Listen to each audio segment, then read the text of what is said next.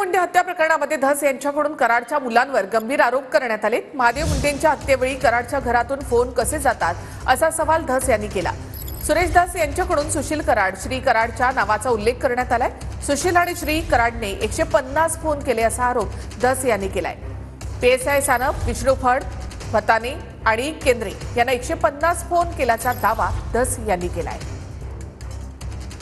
रवींद्र सानप हे त्यांच्यापर्यंत पोहोचले होते। ते आता नाही का राष्ट्रवादी काँग्रेस पक्षामध्ये गेले होते। राजाभाऊ फडचं नाव टाक म्हणले आणि त्याच्याबरोबर 5 लोक आणखी जॉईन करून टाका आणि 6 जणांनी खून केला म्हणून दाखवून टाका।